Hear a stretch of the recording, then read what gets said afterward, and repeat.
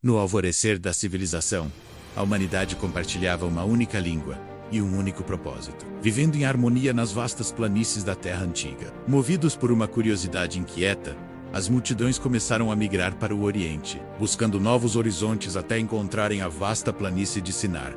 Em Sinar, decidiram se estabelecer. Ignorando o mandato divino de povoar toda a Terra, o povo buscou segurança na unidade e na permanência geográfica. Lideranças influentes surgiram com um plano audacioso: construir uma cidade e uma torre cujo topo alcançasse os céus, desafiando os limites da criação.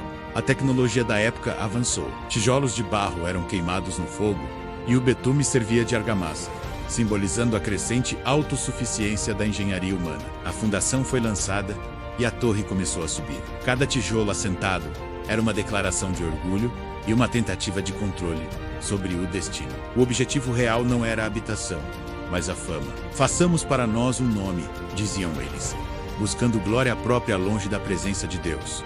O medo de serem dispersos pela face da terra os mantinha unidos em uma rebeldia silenciosa, preferindo a segurança da pedra, a promessa da providência. A construção tornou-se massiva. Dia e noite, o som de martelos e vozes ecoava enquanto a estrutura gigantesca arranhava as nuvens sob o sol escaldante. Do alto da torre, os homens sentiam uma falsa sensação de poder. Olhando para baixo, o mundo parecia pequeno e sob seu total domínio. Mas Deus observou a cidade e a torre. Dos céus majestosos, a grande obra humana não passava de um esforço insignificante diante da grandeza divina. O Senhor viu que o povo era um só e falava uma só língua. Nada do que planejassem seria impossível para eles em sua busca por independência. A ausência de limites morais e a autossuficiência tornaram-se um alerta. Sem a orientação do Criador, a unidade humana levaria apenas à autodestruição.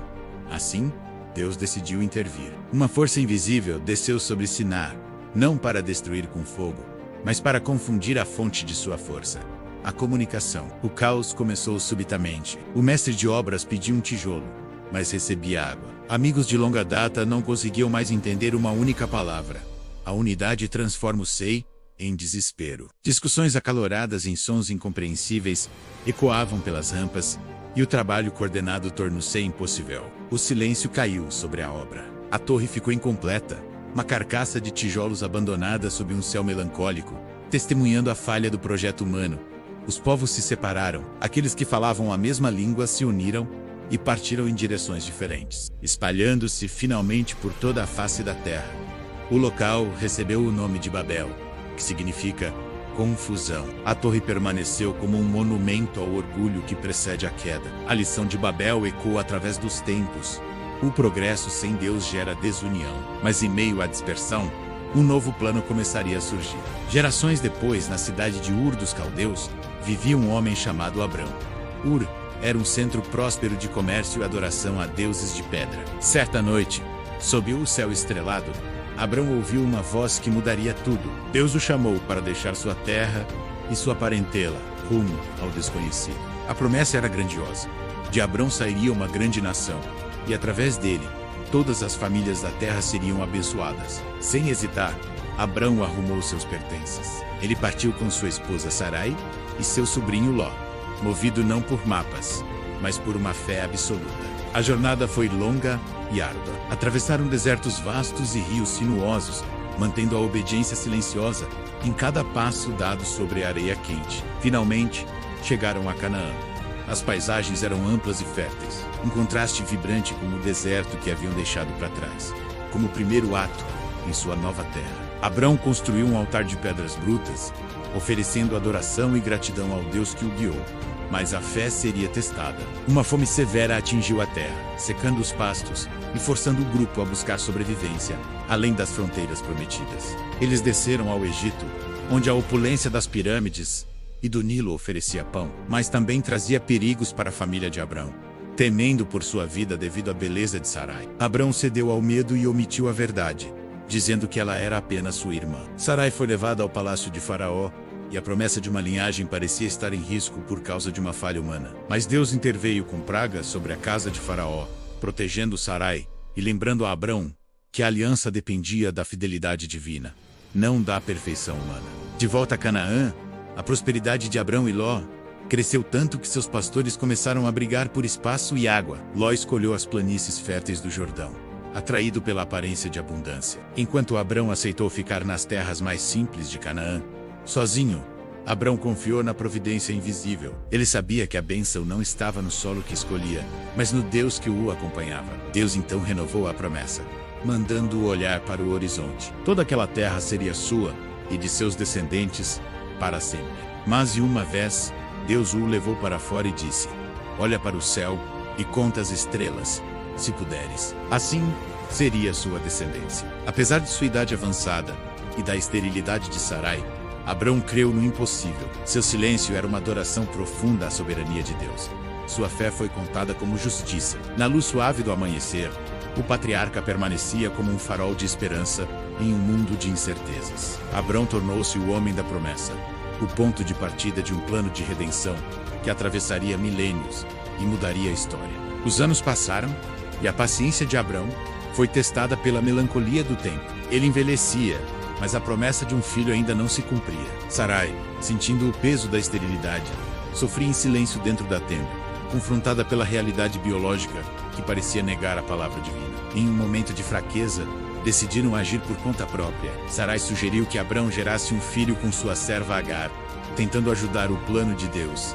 Nasceu Ismael. Ele era o fruto do esforço humano e da pressa, trazendo alegria momentânea, mas também conflitos que perdurariam por gerações. Anos depois, Deus apareceu novamente a Abrão, agora com 99 anos. A manifestação divina era tão intensa que ele se prostrou em terra. Seu nome foi mudado para Abraão, pai de muitas nações. Uma nova identidade para um novo tempo de milagres. Sarai também recebeu um novo nome, Sara.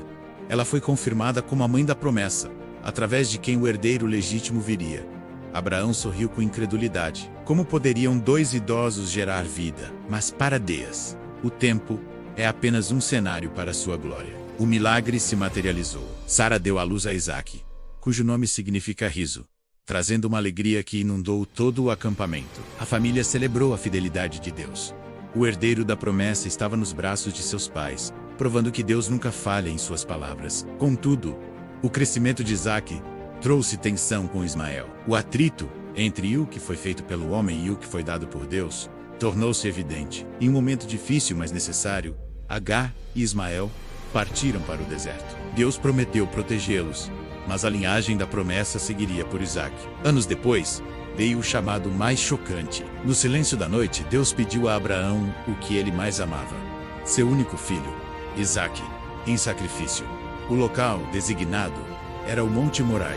Ao longe, a montanha se erguia sob uma luz dramática, como um altar colossal aguardando a prova final. Abraão levantou-se de madrugada, com mãos trêmulas, mas coração firme, preparou a lenha e o cutelo, partindo em obediência sem questionar o Criador. A jornada durou 3 dias. Cada passo pelo deserto era um teste de agonia e confiança, enquanto o pai olhava para o filho que carregava a promessa. Isaque, percebendo o silêncio, perguntou: pai, aqui está o fogo e a lenha, mas onde está o cordeiro para o sacrifício? Abraão olhou profundamente nos olhos do filho e declarou com fé profética: Deus proverá para si o cordeiro, meu filho. No topo do monte, as pedras foram organizadas. O altar estava pronto sob o sol escaldante, testemunhando o auge da rendição humana. Em um ato de confiança total, Isaque permitiu-se ser deitado sobre a lenha. Não houve luta, apenas a entrega mútua à vontade de Deus. O momento crítico chegou. Abraão levantou o cutelo sob o sol forte. O tempo pareceu parar enquanto a fé atingia seu ápice absoluto. Subitamente, uma voz do céu interrompeu a ação.